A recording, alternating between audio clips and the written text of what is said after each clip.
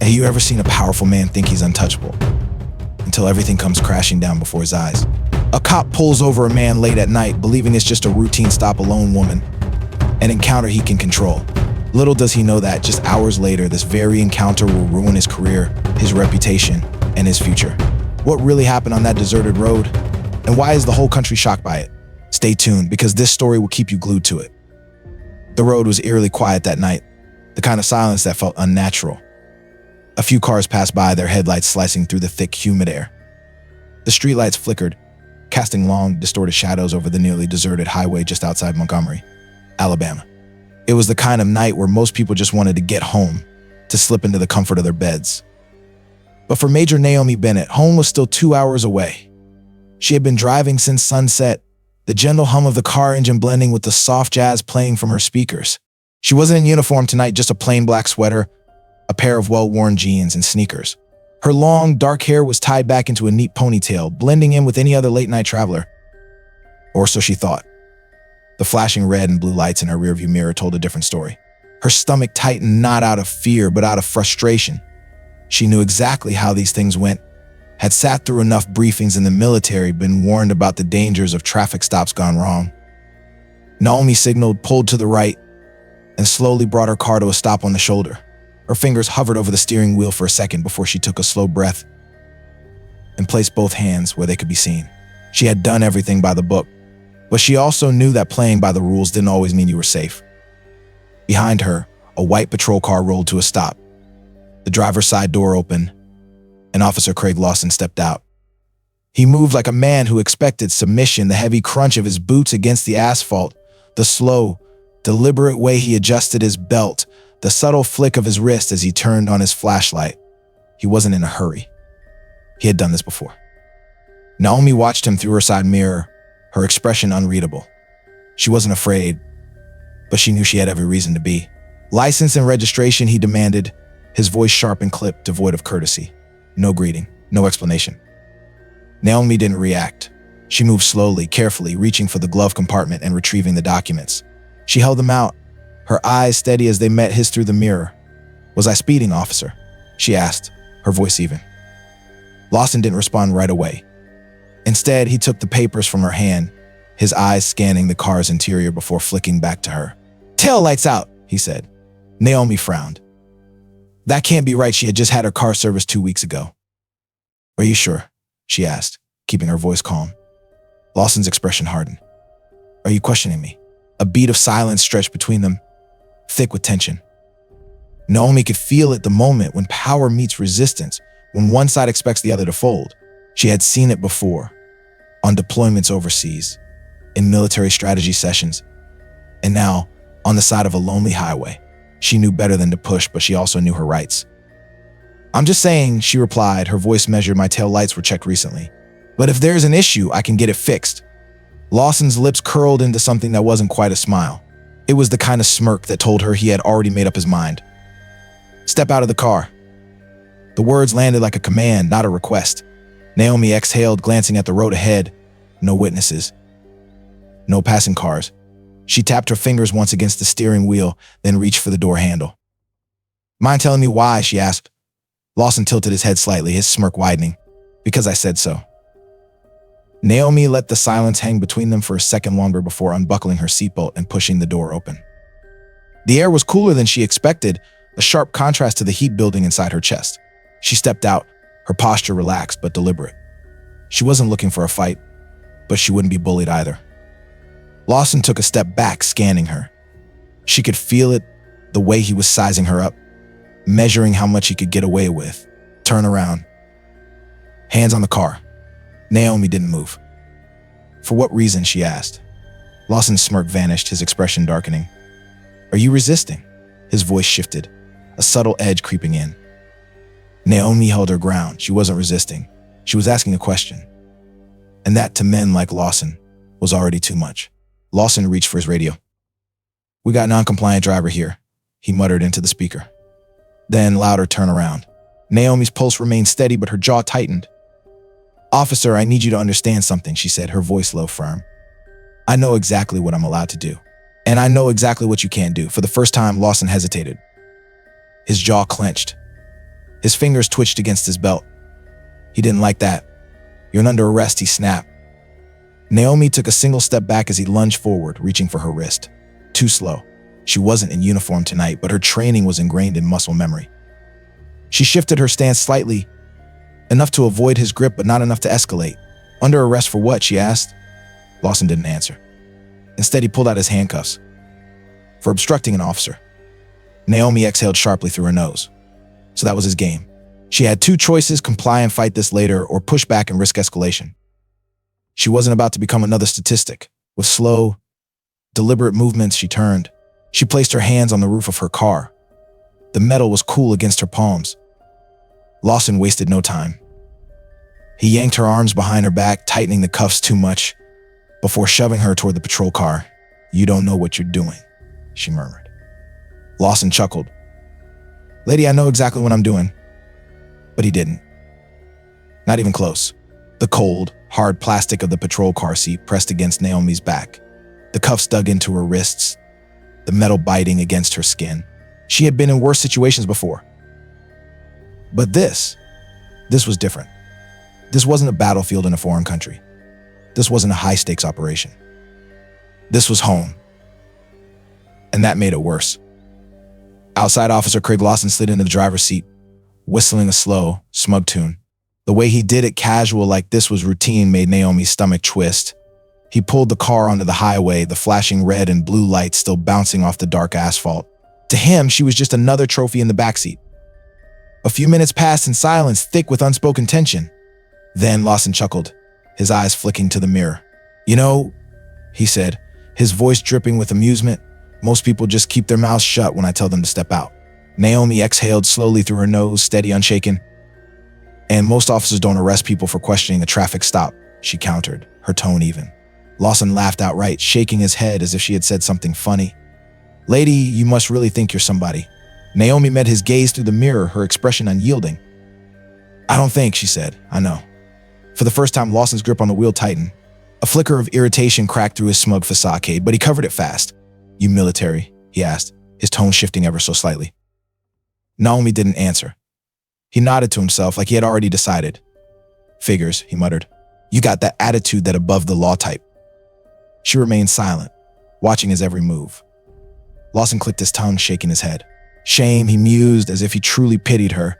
"If you just kept your mouth shut, we could have avoided all this." Her jaw tightened. The audacity. As if this was her fault. As if he wasn't the one abusing his badge. Ahead, the police station loomed, a squat, gray building with a mostly empty parking lot. Lawson pulled into a reserved space near the entrance, killed the engine, and turned toward her with a grin. "You gotta say," he murmured, "I do love when they make it easy." Before Naomi could respond, he was out of the car, slamming the door behind him. A second later, her door swung open. "Let's go," he ordered. She stepped out, back straight, chin high. She wasn't giving him the satisfaction. Inside, the air was thick with the scent of old coffee and stale sweat. The front desk officer barely glanced up as Lawson pushed her through the system fingerprints, mugshot, the whole humiliating routine. Naomi had seen this kind of indifference before. It was the kind that let bad men like Lawson thrive. When it was over, he grabbed her wrist again, his grip unnecessarily firm, and led her toward the holding cells. "You think you're smart, huh?" he muttered. Naomi glanced sideways, her voice calm. "I don't have to think." His grip tightened. That got under his skin. He shoved her toward a cell at the end of the hall, his smirk widening. "Enjoy your stay," he sneered as he locked the door. Naomi caught herself before she stumbled, turning just as the metal bars slid shut between them. Lawson smirked, tapping the bars lightly with his fingers before walking away. The lock clicked into place, echoing in the small, cold room. She took a slow breath. Then another. One night, that's all it would take. Because Lawson had no idea who he had just messed with. The holding cell was cold, the bench along the far wall even colder. Naomi sat down, rolling her shoulders to ease the stiffness creeping in. This wasn't the first time she had spent a night in uncomfortable conditions. But this was different. This wasn't a battlefield in a foreign country. This wasn't a high-stakes operation. This was home. And that made it worse. Through the bars, she could hear the faint murmur of officers chatting at the front desk, the shuffle of paperwork. the occasional clatter of a coffee cup against the desk. She exhaled, slow and steady. Control the breathing, control the mind. Then footsteps, heavy, arrogant, deliberate. She knew it was him before he even came into view. Lawson's stride had that same cocky rhythm, like a man who thought he owned every room he walked into. A second later, he appeared in front of her cell, arms crossed. "Comfy?" he asked, his voice dripping with mock concern. Naomi didn't answer. He tilted his head, stepping closer to the bars, his grin widening. "You know," he mused, "if you had just played along, you wouldn't be in here right now." Naomi let a slow smile curl at the edges of her lips. "Oh, I'm exactly where I need to be." For the first time, his smirk faltered. A flicker of something crossed his face, annoyance, uncertainty. He covered it quickly, scoffing as he glanced toward the empty holding area. "No one's coming at you tonight, lady," he shrugged. "Guess that means you'll have some time to think about that attitude." Naomi just watched him, unmoved, unshaken. Lawson leaned in slightly, lowering his voice. "See, here's the thing," he continued, his tone suddenly serious. "People like you think the rules don't apply." He paused, letting the words sink in. "You think a little confidence is enough to get out of trouble?" Naomi let him talk. Let him ramble, because he didn't know what was coming. Then, as if on cue, another officer approached from the hallway. A younger guy, probably in his late 20s, dressed in standard issue uniform. He stopped a few feet away, holding a clipboard. "Sergeant," the officer's voice carried just a hint of uncertainty. "We got a call." Lawson barely glanced at him, his irritation growing. "And I think you need to see this." Naomi's lips curled slightly. "Here comes." Lawson frowned but turned, walking toward the front desk. Naomi sat back, listening. The conversation was hushed, but she caught pieces. Something about a lawyer. A call from higher up. Questions about why she was being held. Lawson's voice dropped lower, sharper. Annoyed. The younger officer stammered something in response, but whatever it was, Lawson didn't like it. Then heavy footsteps. He stormed back, jaw tight, fist clenched at his sides. His smirk was gone. "What the hell did you do?" he demanded. Naomi tilted her head slightly, her expression calm. "I didn't do anything." She met his eyes, her voice smooth. "But people talk." She let the words linger. "And some of us have friends in very high places." Lawson's face darkened, his confidence cracking. She could see it now, that moment of realization creeping in. The shift in power. He wasn't in control anymore. And Naomi? She was just getting started. The air inside the holding cell felt thick, charged with tension Naomi could almost taste. Sergeant Craig Lawson stood frozen just outside the bars, his jaw clenched so tight Naomi swore she could hear his teeth grind. The cocky arrogance he had worn like a shield was starting to crack piece by piece. And she was just watching. Watching him process what was happening. Watching the moment it hit him, the realization that he had lost control. "What the hell did you do?" Lawson repeated, his voice lower this time, almost like he was asking himself. Naomi leaned forward slightly, resting her elbows on her knees, completely unbothered. "I didn't do anything," she said, her voice calm, measured. She let a small, knowing smile creep onto her face. "But people talk. And some of us have friends in very high places." The vein in Lawson's temple twitched. She had seen that look before on men who weren't used to losing. Then the door leading to the front desk swung open again. A different officer, Lieutenant Matthew O'Connor, walked in this time. His presence alone shifted the energy in the room. He had that air of command, the kind that didn't need flashing lights or a loud voice to establish dominance. His eyes flicked to Naomi, then to Lawson. "I need to speak to you," O'Connor said flatly, nodding for Lawson to follow. Lawson didn't move at first. Then, without a word, he turned and walked out. Naomi exhaled slowly, controlled. The game had shifted. From her cell, Naomi couldn't see what was happening in the main office. But she didn't need to. She could hear it. O'Connor's voice was calm but firm. Lawson's was sharp, defensive. She caught pieces of the conversation. "Unlawful detainment. Who authorized this?" Call came in from the U.S. Attorney's office. "You've really done it this time, Lawson." The words hit their mark. The shift in Lawson's voice told Naomi everything she needed to know. He was losing. And then silence. A long, stretched-out silence. The kind where you knew something big had just happened. Then came the footsteps again. 2 sets. Naomi looked up calmly as O'Connor and Lawson re-entered. But this time, Lawson wasn't leading the way, he was following orders. O'Connor stopped outside her cell, pulling a small keyring from his belt. "Major Bennett?" he said. His voice all business, "You're free to go." Naomi rose slowly, her expression unreadable as O'Connor unlocked the door and pushed it open. Lawson's fist clenched at his sides. His face was an ugly shade of red. But Naomi, she just smoothed out her sweater, adjusted her posture, and walked out of the cell head high. As she passed Lawson, she paused just enough to glance at him. "You thought you could intimidate me," she murmured, just loud enough for only him to hear. Lawson didn't respond. He couldn't. Because for the first time tonight, he wasn't the one in control. Naomi followed O'Connor toward the front desk, where a woman in a sharp gray suit was waiting. A federal prosecutor. Naomi immediately recognized her assistant U.S., Attorney Camille Hartman. And if she was here, that meant this wasn't just about a bad traffic stop anymore. Hartman nodded toward Naomi, her expression unreadable. "Major Bennett," she greeted. Naomi nodded back. "Mom." Hartman's eyes flicked to O'Connor. Has Sergeant Lawson been informed? O'Connor's lips pressed into a tight line. "Oh, he's getting the picture." Hartman exhaled, then turned her full attention back to Naomi. "We need to talk." They moved to a side office, away from the stares of the other officers. Hartman didn't waste time. "We received a call earlier this evening," she said. "A high-ranking official flagged your arrest. Said it was highly suspicious." Naomi stayed quiet, waiting for her to continue. Hartman pulled out a thin manila folder and slid it across the desk.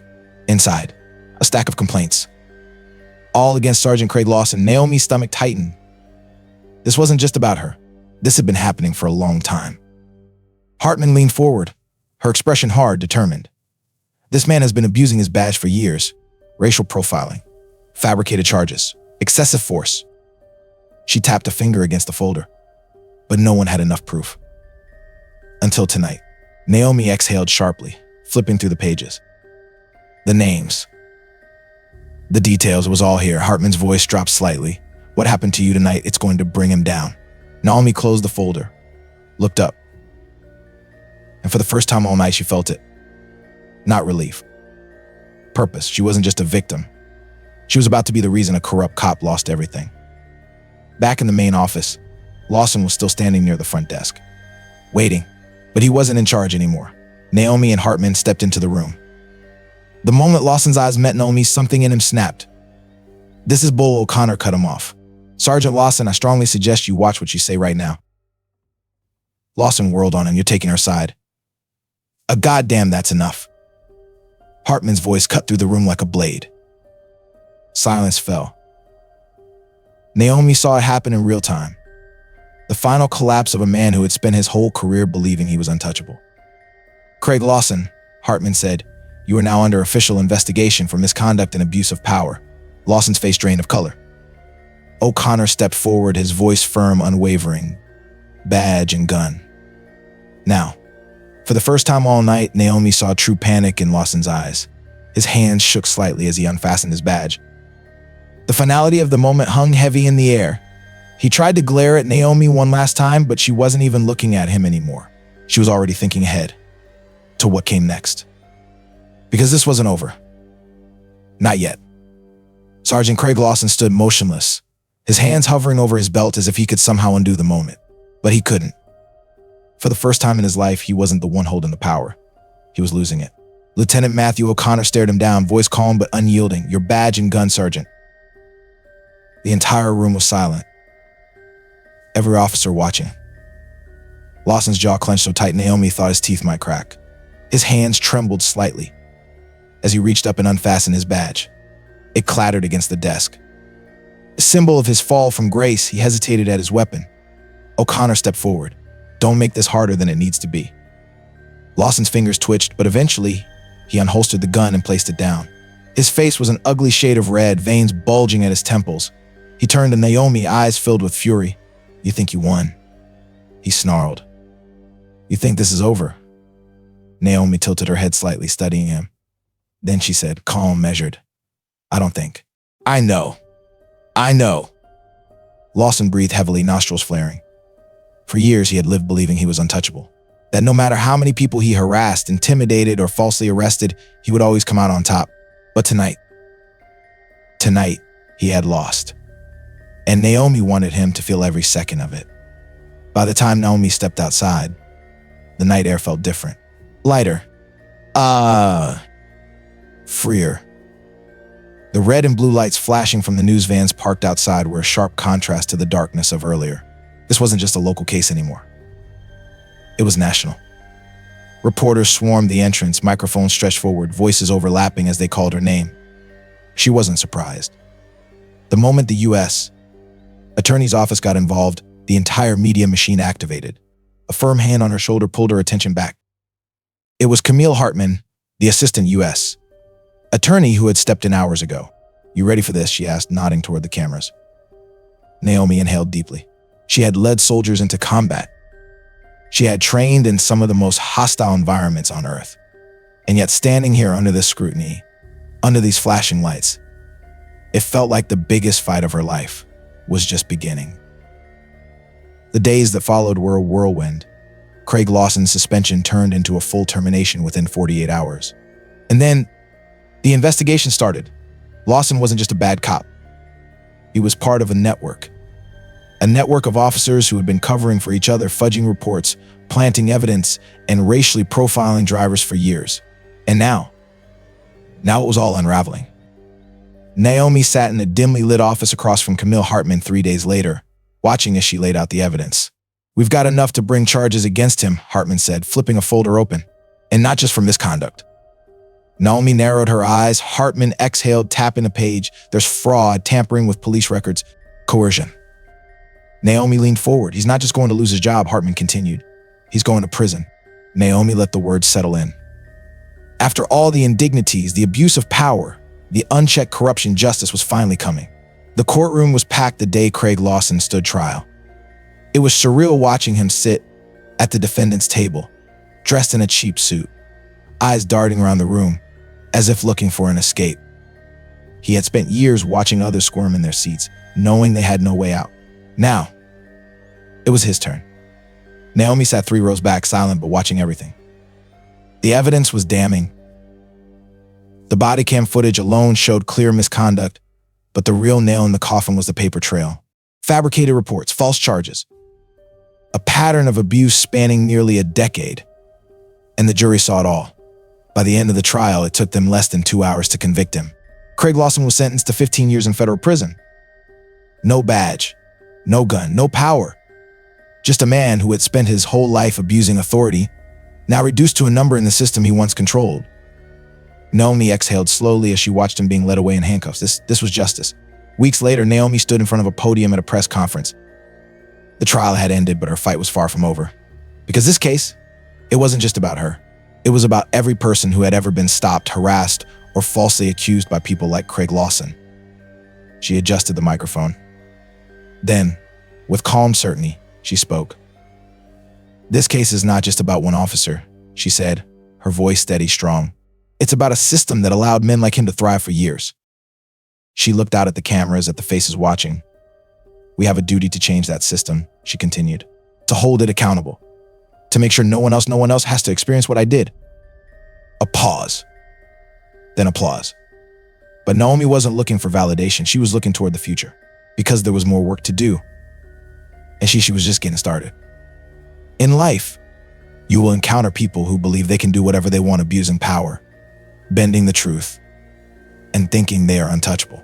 But Naomi Bennett's story proves one thing: even the most powerful can fall when they face someone who refuses to back down. Naomi was never a victim, she was the game changer. When she was pulled over in the dead of night, she didn't cower. When she was wrongfully arrested, she didn't stay silent. She fought back and exposed a corrupt system. So what's the lesson?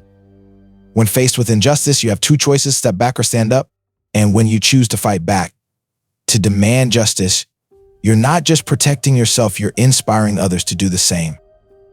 The truth can be buried for a while. Power can be misused. But no one escapes accountability when you shine a light into the darkness. Don't be afraid. Fight back. If you believe justice must be defended and the truth cannot stay hidden, share this story. Because sometimes one person standing up is all it takes to spark real change.